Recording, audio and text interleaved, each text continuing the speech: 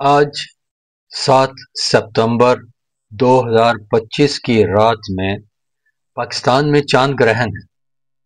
سرخ خون آلود چاند گرہن۔ جھوٹ بول کر کمائی کرنے والے کہہ رہے ہیں کہ قیامت آ رہی ہے، دنیا ختم ہونے والی ہے، حاملہ عورتوں کے لیے بڑی تباہی ہے۔ آئیے جانتے اور سیکھتے ہیں کہ کبھی کسی گرہن کے وقت میں چاند سرخ کیوں دکھائی دیتا ہے، اور سورج یا چاند گرہن کا کسی انسان کی زندگی یا معاملات پر کیا اثر ہوتا ہے، اور گرہن کے وقت میں ہمیں کیا کرنا چاہیے۔ سائنس ہمیں یہ بتاتی ہے کہ جب زمین سورج اور چاند کے درمیان میں آ جاتی ہے تو سورج کی روشنی براہ راست چاند تک نہیں پہنچتی۔ زمین کا ماحول سورج کی روشنی کو چھان کر آگے بھیجتا ہے، اور روشنی چونکہ مختلف رنگوں پر مشتمل ہوتی ہے اور ان میں سے ہر رنگ کی شعاع کی لمبائی ویو لینتھ مختلف ہوتی ہے۔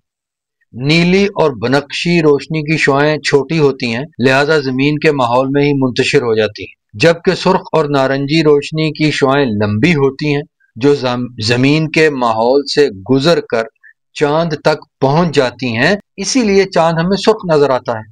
اس میں کوئی منحوسیت یا دنیا کے خاتمے کی کوئی بات نہیں۔ اللہ عز و جل کے آخری نبی عظیم اور رسول کریم محمد صلی اللہ علیہ وآلہ وسلم نے تو بتایا کہ ان الشمس والقمر آیتان من آیات اللہ لا ينکسفان لموت احد ولا لحیاتہ فاذا رأیتموہما فادعوا اللہ وصلوا حتی ینکشف۔ بے شک سورج اور چاند اللہ کی نشانیوں میں سے دو نشانیاں ہیں، کسی کی موت یا زندگی کی وجہ سے انہیں گرہن نہیں لگتا، لہذا جب تم لوگ انہیں گرہن لگا ہوا دیکھو تو اللہ سے بخشش اور رحم کی دعا کرو اور نماز پڑھو حتیٰ کہ گرہن ختم ہو جائے۔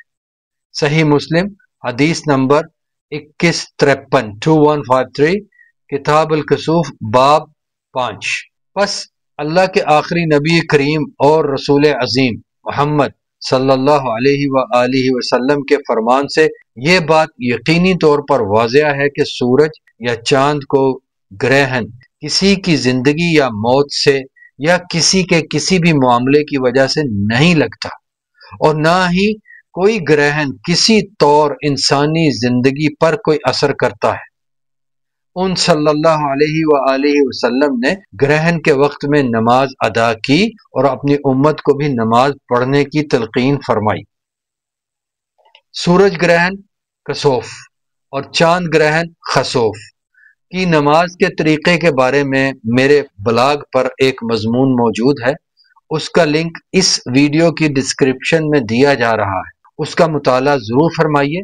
اور حاملہ خواتین پر گرہن کے اثر کے بارے میں ایک ویڈیو کا لنک بھی دیا جا رہا ہے، اسے بھی ضرور سنیے اور چینل سبسکرائب بھی کر لیجئے، انشاءاللہ خیر کا ہی سبب ہوگا۔ اللہ تعالی ہمیں یہ حقیقت سمجھنے کی اور لوگوں میں خوف و بد عقیدگی پھیلانے والوں کو توبہ کی توفیق عطا فرمائے۔ والسلام علیکم ورحمۃ اللہ۔